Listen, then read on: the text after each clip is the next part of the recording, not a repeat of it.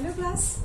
हम जो lesson second ले रहे हैं इतिहास में आरंभिक मानव की खोज, इसमें हमने पहले देखा था कि किस तरह से लोग जो है पत्थरों का उपयोग करते थे। पुराने समय में पत्थरों का उपयोग क्यों करते थे ये, ठीक है।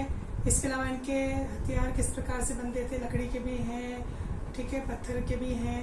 पत्थरों का उपयोग क्यों कर रहे हैं, औजार बनाने के लिए कर रहे हैं, जानवरों को मारने के लिए कर रहे हैं, ठीक है। और यहाँ पर ये जो पत्थर का उपयोग जड़ों को खोदने के लिए भी किया जा रहा है, अपने भोजन के लिए, और कहीं कहीं इसको नुकीला बना करके उससे वस्त्रों को भी सिला जा रहा है। इस तरह से यहाँ पर किया जाता है। तो ये जो पत्थर के उपकरण ये बहुत ज़्यादा महत्वपूर्ण होते थे, ठीक है। तो जहाँ पर ये पत्थरों को प्राप्त किया गया पुरातत्ववेत्ताओं के द्वारा, वहाँ पर बहुत सारे पत्थर मिले जो छोड़ के चले गए थे, उनके अवशेष मिले हैं। तो जहाँ पे पत्थरों को प्राप्त किया जाता था, जहाँ ये औजार बनाते थे, ये उद्योग स्थल कहलाते। आदि मानव या पुराने समय में जो मानव था, जहाँ पे पत्थरों का उपयोग अपने कार्यों के लिए करता था और अपने जीवन जीने के लिए इसका उपयोग करता था, तो वहाँ पे जहाँ वो ये कार्य करता था, पत्थरों से औजार बनाना, उपकरण बनाना, वो क्षेत्र कहलाता है उद्योग स्थल। इसकी जानकारी कैसे मिली है कि जब बहुत समय बाद लोग वहाँ जगह छोड़ के चले गए, या वहाँ पे टूटे फूटे पत्थर मिले हैं, या कोई अवशेष मिले हैं वहाँ पर चट्टानों में, तो उससे जानकारी ये प्राप्त हुई इन प्राचीन अवशेषों से। तो कहीं कहीं वो लोग रहा भी करते थे। कुछ ऐसे प्रमाण मिले हैं कि उद्योग स्थल के साथ साथ वो लोग वहाँ रहा भी करते थे। तो जैसे गुफाएं हैं, पुरानी कंदराएं हैं, घने जो है पत्थरों के नीचे, वहाँ पर वो रहा करते थे, ठीक है। तो ये आवासीय क्षेत्र जो है ये उद्योग स्थल कहलाते थे। अब ये गुफाओं में क्यों रहते थे?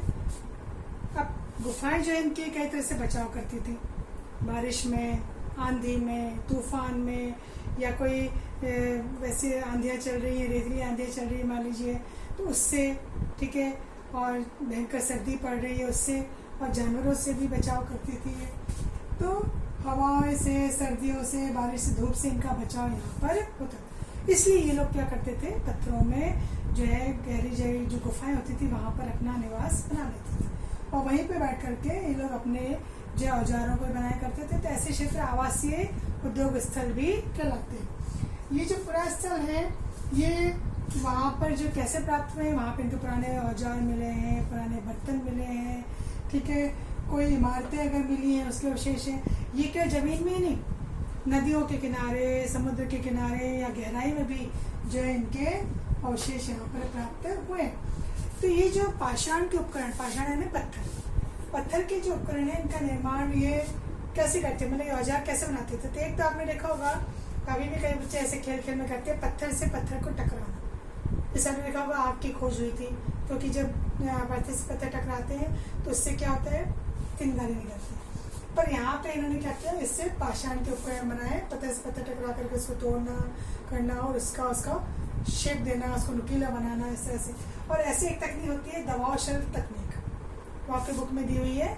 इसमें क्या होता है कि किसी जिसका जो चीज़ बनाई जा रही है इसको कहीं रख करके, क्रोट को रख करके, उसके ऊपर कोई पत्थर या हड्डी रख करके उसको उससे खुरचना, और उसको जो है उसके अंदर से उसको रूप देना, उसको आकार देना, शल्क निकालना उसका, ये एक तरह से दबाव शल्क तकनीक कहलाती है।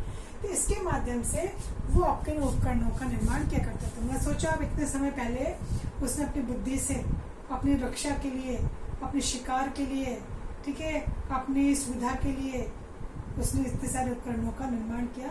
और ये जो पुरातत्ववेत्ताओं को चीज़ें पता चली हैं, उनके शेप देख करके, पुराने समय के पत्थर कोई बहुत ज़्यादा नुकीले हैं, कहीं किसी उनको औजार का उसमें आकार दिखाई दे रहा है, तो ये सब इसने अपने बचाव के लिए, शिकार के लिए, भोजन प्राप्त करने के लिए, इनके लिए जो होता है इसने इसका उपयोग किया। आगे बच्चों पर देखेंगे कि कैसे आदि मानव ने या प्रारंभिक मानव ने आग की खोज की, और कैसे उसका जीवन था शुरुआत में, और कैसे उस जीवन को उसने व्यवस्थित किया।